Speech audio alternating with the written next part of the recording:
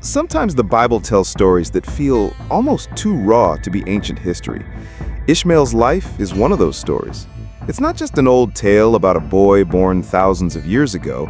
It's a window into family tension, human mistakes, divine promises, and the way God weaves his plan even through messy situations. So, let's rewind the clock to a dusty, sun-soaked land where Abram, then still called Abram, was waiting on a promise from God. God had told him he would be the father of many nations. Sounds inspiring, right? But there was one problem. Abram was pushing 90, and his wife Sarah, then Sarai, was still barren. Month after month, year after year, nothing happened. It's easy to imagine the frustration. They had a promise, but no evidence. And this is where human impatience stepped in. A cultural shortcut. Back then, in ancient Near Eastern culture, if a wife couldn't have children, it was socially acceptable for her to give her servant to her husband to bear children on her behalf. We might compare it to a form of surrogacy, except the dynamics were far more complicated because the servant didn't just carry the child, she became a wife in a secondary sense. Sarah thought this could help God's promise along. She offered her Egyptian maidservant, Hagar, to Abraham. It sounded logical. It was culturally accepted.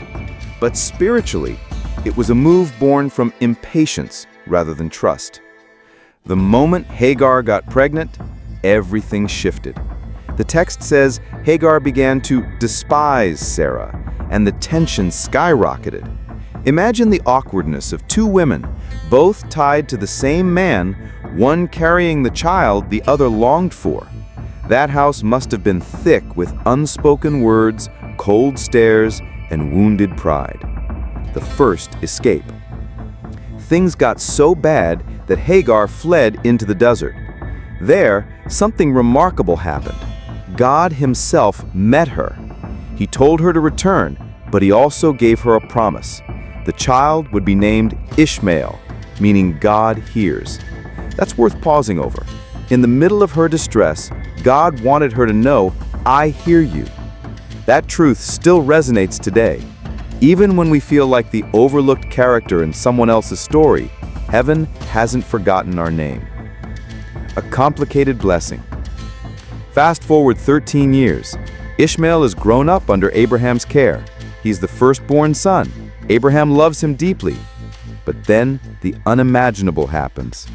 God tells Abraham that Sarah, now 90 years old, will have a son. Abraham even pleads, if only Ishmael could be the one. But God says no. The promise would come through Isaac. From here, the story feels like the build-up to a family tragedy. Isaac is born, and Sarah sees Ishmael not as a beloved stepson, but as a rival.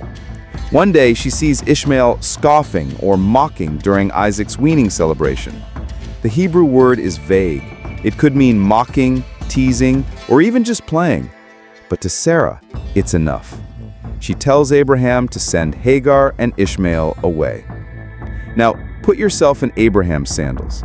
This was his son, the boy he'd raised, circumcised at 13, prayed for, and laughed with. Kicking him out wasn't just a logistical decision, it was a knife to the heart. And yet God tells Abraham to listen to Sarah, not because God despised Ishmael, but because he had a different plan for both boys. The wilderness test. Hagar and Ishmael are sent into the desert with a skin of water and some bread. When the water runs out, Hagar can't bear to watch her son die. She leaves him under a bush and weeps the short distance away. But here's the turning point. God hears the boy's cries. An angel calls to Hagar, tells her not to be afraid, and opens her eyes to a well of water nearby. It's like God was saying, I'm still writing his story. And he was. God promised Ishmael would become the father of a great nation. Over time, Ishmael had 12 sons, just like his half-brother Jacob. His descendants spread across the Arabian Peninsula, becoming leaders, warriors, and traders. The Bible describes them as living in hostility toward all their brothers, which history seems to confirm. but they were still part of God's larger plan. If you want, I can move on to part 2, where we'll explore Ishmael's legacy, how his descendants shaped the ancient world, and what his life teaches us about God's promises versus our impatience.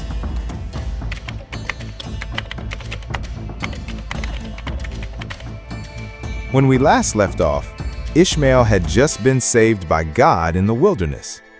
That moment wasn't just a rescue, it was a turning point.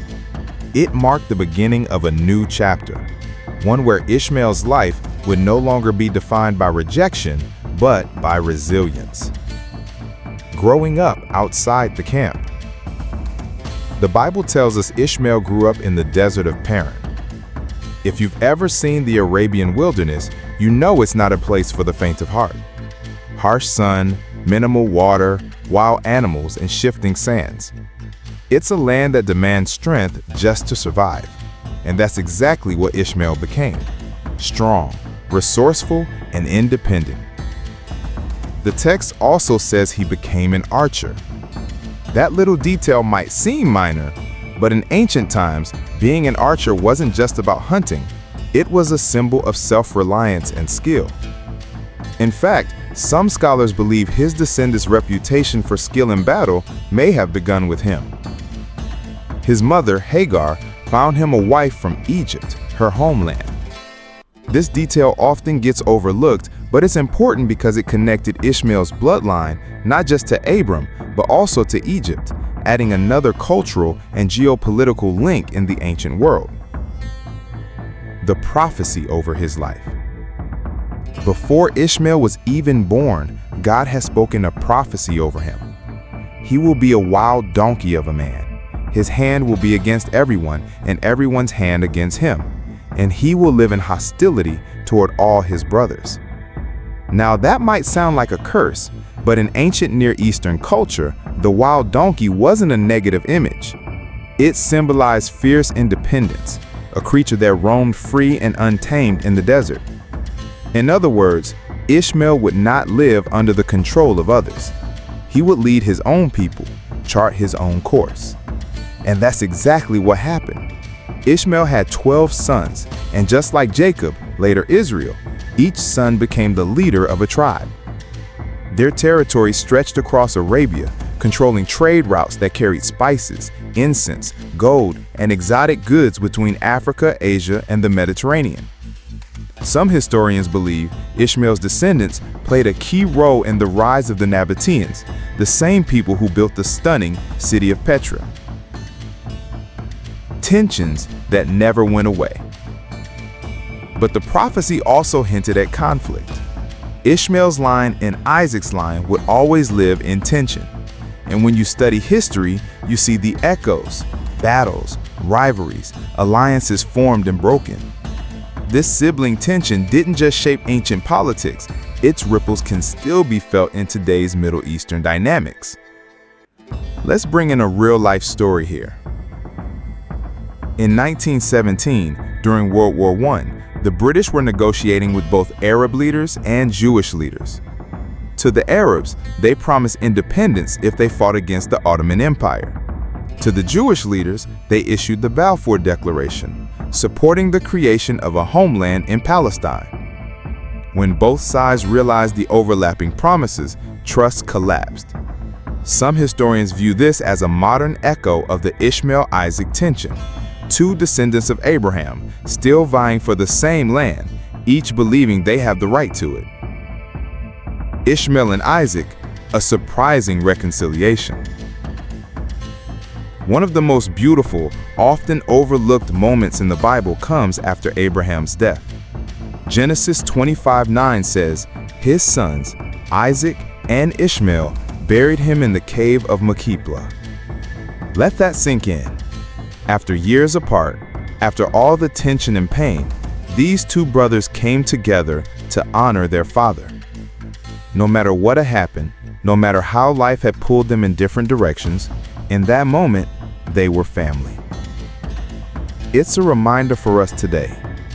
Even the most fractured relationships can have moments of peace. Reconciliation might not erase the past, but it can heal part of the wound. The bigger picture. Ishmael's life shows us something we often forget. God's blessing is bigger than our plans. Yes, the covenant promise went to Isaac, but God still made Ishmael into a great nation. The Lord didn't erase him from history, He gave him a future. And here's the deeper lesson. Sometimes we think God's plan is only for the chosen few, the ones who seem to be in the spotlight. But Ishmael's story proves God's compassion stretches beyond the main storyline. You don't have to be in the center of the stage for God to see you, hear you, and bless you.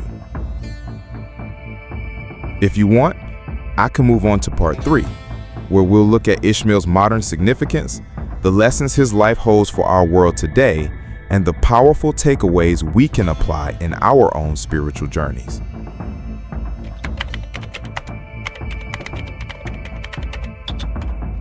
We've followed Ishmael from rejection to survival, from a boy in the wilderness to the father of nations.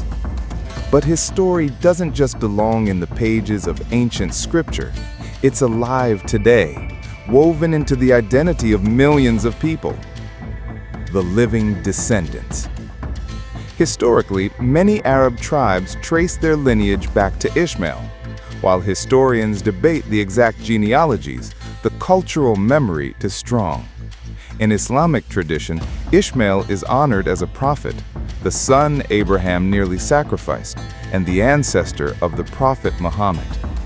This places him at the very heart of Islamic faith. That means when we talk about Ishmael, we're not just talking about history. We're talking about a figure whose legacy shapes the religious, cultural, and political identities of entire nations. And here's the thing, understanding Ishmael's story is key if we want to understand the modern Middle East. Because so many of today's conflicts over land, identity, and faith are rooted in narratives that began with Ishmael and Isaac. The shadow of the prophecy. Remember God's words, He will live in hostility toward all His brothers. This isn't some fatalistic curse. It's a description of a reality that comes when families divide and never fully heal. And if you zoom out, you can see that Ishmael's brothers aren't just Isaac's descendants. They're any people with whom there's a shared origin, but a fractured relationship. The Arab-Israel conflict is perhaps the clearest example, but it's not the only one. Whether it's sectarian divides in the Middle East, tribal rivalries in Africa, or even fractured relationships within families, the same dynamic plays out.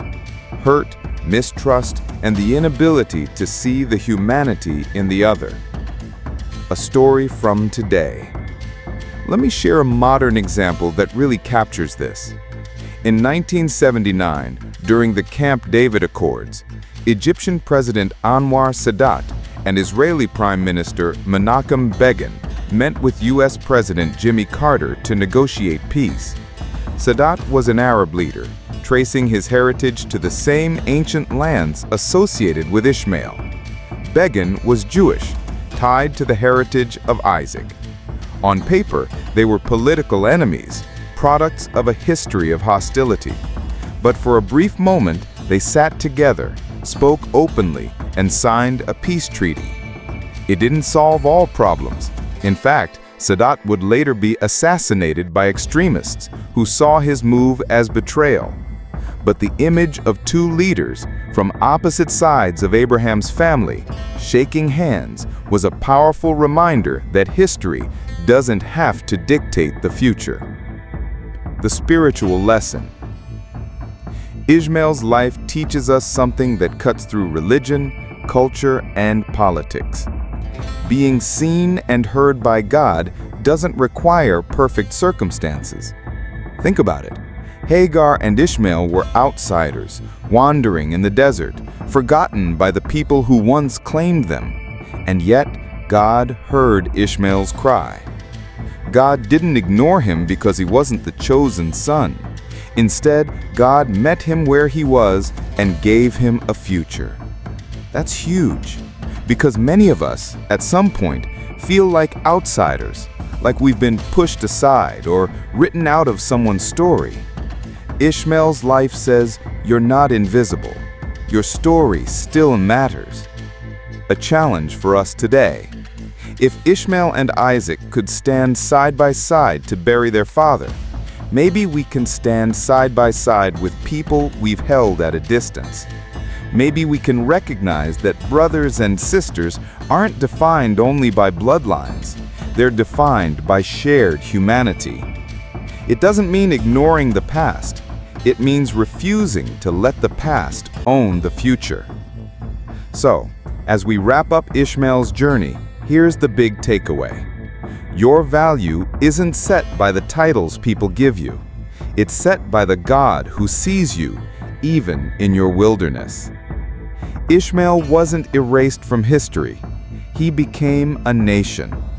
His descendants would play a vital role in shaping the ancient world and influencing the modern one. And if God could write such a story for a boy abandoned in the desert, He can certainly write one for you.